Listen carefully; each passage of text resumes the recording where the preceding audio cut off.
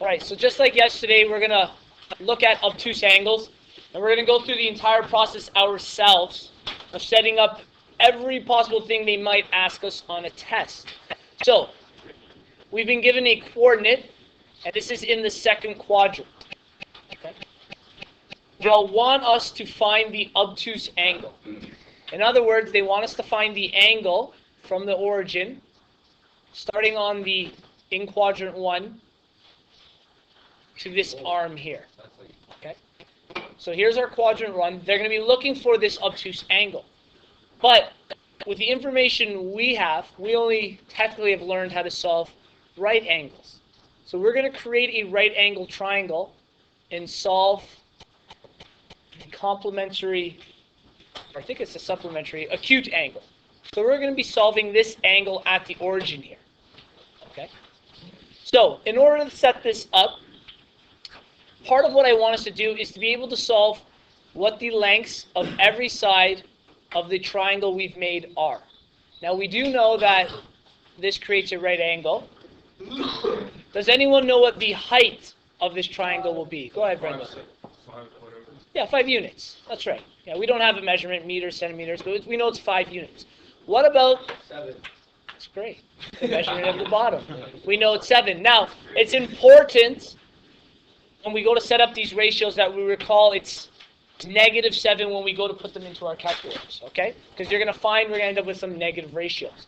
Now, I do also want to know the distance of the hypotenuse.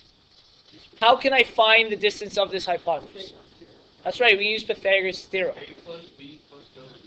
C squared is equal to A squared plus B squared. So, our A and our B, he's 100% right. Okay. So, our A and our B can be either side of the triangle. So, it doesn't matter which one I name as A or B, as long as we put them in the place of the A and B variable. So our C has to be hypotenuse. So we have C squared is equal to 5 squared plus 7 squared. 5 squared would be 25, 7 is 49. We add those together, we get 76, I think. Yeah. And then we need to find, that's right, the square root of 76. Oh, am I wrong? You're right. It is 74. Thank you. Great. So, the square root of 74, we'll take a calculator out.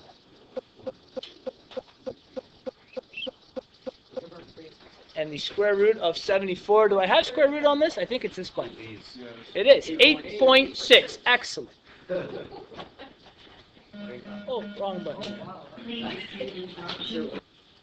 Okay, so our C, or the hypotenuse of this triangle, was 8.6. Again, units in length. So, on today's work, they're going to ask you to set up several things. They may ask you to find, and we'll call this, in this case, angle X. Okay? They may ask you to find the sine ratio of angle X. Okay? So the sine ratio of angle X means we have to find the opposite and the hypotenuse, which we've already discovered. We know the opposite of that angle would be 5 units, and the hypotenuse is 8.6. They may ask you to find the cos of this ratio. The cos deals with the adjacent side being 7 over the hypotenuse, which is 8.6. And they may ask you to find tangent of this. Tangent is opposite over adjacent. We know the opposite is 5, and the adjacent is 7. So we've set up the ratios here. Now, if we were to divide them, we will get some decimal for each of these. So we know all of these are equal to some decimal here. We can use any one of these ratios to find our angle X. And we'll try to go through the process quickly of doing it. If we were to plug them into our calculator here, I hold on to that, okay? 5 divided by 8.6. And then we have to find the inverse of sine. So I put inverse on my calculator and hit sine, 35.5. going on? So this angle is apparently 35.5 degrees. We're going to test that using cos 2. We'll do the exact same process, just using this ratio instead. 7 divided by 8.6 is equal to, and then we invert of cos, 35.5. And again, we could use tangent, 5 divided by 7. You're right, 35.5. So it didn't matter which of the ratios we used.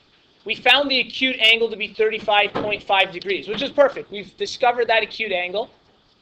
And that's going to help us with the obtuse angle.